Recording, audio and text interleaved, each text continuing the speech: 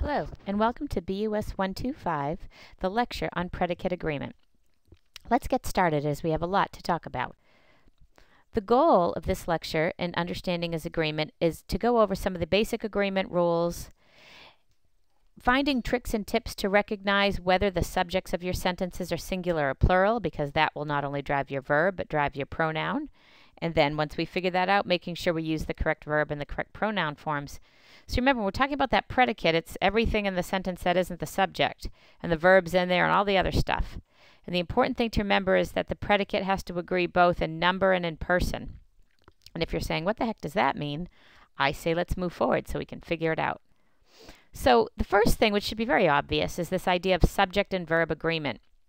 And knowing that if you've got a singular subject, it takes a singular verb, and plural subjects take a plural verb. And again, this should be very basic, but when we get more complicated sentences, that's when we run into trouble. So Ray wants to work, that's a singular verb, a singular subject, takes a singular verb. Ray, one of our bosses, wants to work, again, takes a singular verb. But you know how I tried to trick you here by sticking in this one of our bosses thing? It makes you want to think, ooh, Ray, one of our bosses, want to work. But keep in mind, nope, this is agreeing with Ray, and that's our subject. And just a quick something to point out, and this is also in your notes this week, that what's a little bit difficult sometimes in English is that singular verbs, most often when we conjugate, end in S, whereas the plural ones don't. For example, if this was Ray and Joan, we would say Ray and Joan want to work. So that's, sometimes different from the plural rules that we learned. If you're a native English speaker, this just comes obvious, but it's something that will help us as we move on. Like, for example, two other bosses want to work. So two want. One wants, two want. So let's move on. The pronoun and the subject. So we're not only working on making sure that our verbs agree with our pronoun, but part of this, our verbs agree with our subject. Part of this lecture wants to remind you that the pronouns must also agree with your subject. So if you've got a singular subject, you want singular pronouns. They not only have to agree in what we call number, but also in person or in gender. So let's take a look at these three and tell me which you think is correct. Did everyone bring their books? Everyone must be careful with their passports. Someone left their pink fuzzy sweater in the room. So you may know, you may not know. I'm here to tell you every single one of these is grammatically incorrect. The reason is everyone is a singular subject. Everyone, singular. Someone, again here being singular. And then we've got these pronouns, there, and there, which are plural.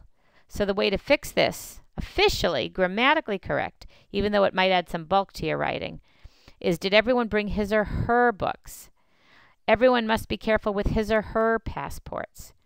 And then in the third one, we actually decided, we made a strategic decision that since it was a pink fuzzy sweater, rather than saying someone left his or her pink fuzzy sweater, we just made the assumption it's probably a her. And you can do that depending on what the object is. If it was, like a bra, or in this case, a pink fuzzy sweater, or men's underwear, and you want to say someone left his jockey shorts in the locker room, you don't have to say his or her because we can assume it's probably in that case a his, and in this case it's a her. But the idea being that we're talking about someone and we're saying her. We're not saying someone and their. And that's an agreement issue that perhaps you weren't aware of, but that's part of predicate agreement. So let's move on. When we're talking about titles, companies, and groups, it's important to keep in mind that titles, companies, and groups are all singular. So in this first case, War and Peace is on my reading list. Guys and Dolls, which is a play, Guys and Dolls was this year's play. Globe Industries is a company, and guess what? It's an it. So Globe Industries has an office in Carlsbad. And if we're talking about Globe Industries and its employees, we would say Globe Industries has been good to its employees in the past, not has been good to their employees in the past. That's reminding you again of the role the pronouns play in predicate agreement, that if Globe Industries is an it would be it has, and it would be good to its employees. The same with Daniels, Lyons, and Jones. It is a reputable firm, and it's good to its employees, not their employees. And in speaking about the theater group has changed, not their performance schedule, its performance schedule. The theater group is singular. This is singular. The verb works, so there's no reason to make sure the pronoun always works. Keep in mind, titles, companies, and groups, always singular. Let's move on. Give self-assessment A a try so you can practice some of these skills, and you can feel free to pause this tape or video. Okay, let's take a look at some normal versus inverted order sentences, and you remember these. These are the ones in which we don't always have our nice order of subject, verb, object. Things are a little inverted, and sometimes the verb comes first. But let's start with something normal, in which case we're talking about pasta, beans, and cereal. Those are three things, and we're going to say pasta, beans, and cereal are included in this diet. Now, we'll talk a little bit later about things that come in groups, but in this case, we're going to assume pasta, beans, and cereal are all separate in there, so we take our plural verb are. But remember, if you were talking about something like peanut butter and jelly or macaroni and cheese that actually goes together, that would work as a group, and you would actually say peanut butter and jelly is included in this diet, unless you were eating them separately, and then you'd say peanut butter and jelly are included in this diet.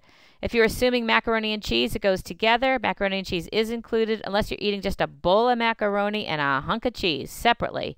Then you would say macaroni and cheese are included in this diet. Ooh, could be tricky. But where the real trick is when this is an inverted order. So if you were to start with the verb, such as included in this diet, you're inclined to say is pasta, rice, or pasta, beans, and cereal. But you know you need to choose are. And so when you get this inverted order, it always makes sense to turn it around and put that back in normal order so you can look for where the proper verb is. Let's practice. Here we have a bunch of not normal order sentences. Among the guests was or were Mr. Summers. It's not in normal order. I would make that Mr. Summers, and then you've got was among the guests. Nice. Fritz, as well as his brothers, was or were born in Denmark. Well, forget about as well as his brothers and just say Fritz was born in Denmark. And now you know the right answer is was. The treasurer, the employee who approves all expenses by our managers, I know you want to say have cut the travel budget, but it's just the treasurer. Get rid of that middle stuff and simply say the treasurer has cut the budget. That's our singular verb, has cut the budget. On your desk is or are the contracts that were done yesterday. Right away you should say, ooh, not normal order, beginning with a prepositional phrase, on your desk. Don't like, don't like. And if you were just to put this in normal order, you would say the contracts that were done yesterday are on your desk. Ah, are is the correct answer. The reason for the delays? Reason is our subject. I think I've given you the answer right there. The reason for the delays, prepositional phrase, the reason is that half the department is out sick. And these are my favorite. I promise to have these on quizzes. There is or there are still several openings. We're talking about openings. There are several openings. So be careful if there's still several openings, because that's short for there is. And also when you have here and there sentences or where sentences, here's the reports you requested. It should be here are the reports you requested. And where's the repairmen? Should be where are the repairmen? So hopefully, you know when you have those not normal order sentences, you're inclined to put them in normal order so you can choose the proper verb. Why don't you give self-assessment B a try, and you can feel free to pause this movie. Let's talk about pronouns and common gender nouns. So when you're speaking, when you're writing, there are certain words that are clearly masculine or feminine. For example, if you're talking about a man or a father or a brother or a son, and you would use the sentence, a father knows, you wouldn't have to say his or her special role. A father knows his special role. This kind of goes back to what we talked about with the men's underwear or the woman's fuzzy pink sweater or whatever. Some things are clearly feminine. Woman, mother, sister, daughter. Like a woman understands her charm. You wouldn't have to say a woman understands his or her charm. But words that are common gender, like employee, student, teacher, any of these, doctor, CEO, could be man or woman. Be careful about saying things like every employee knows his role. The grammatically correct way to say it is every employee knows his or her role, or just to get out of that altogether, make it plural and say employees know their role. to make things short a lot of times in writing, we forget about the his or her and we default to the his. And that is okay, but not in this class. In this class, I want to make sure you're understanding that this every employee knows is singular, one knows, and you need to follow through with your singular pronouns, his or her. Or just give me the plural at the bottom. Employees know their role. Done. End of story. I hope that helped set you straight on predicate agreement. And good luck with the rest of the information. Thank you.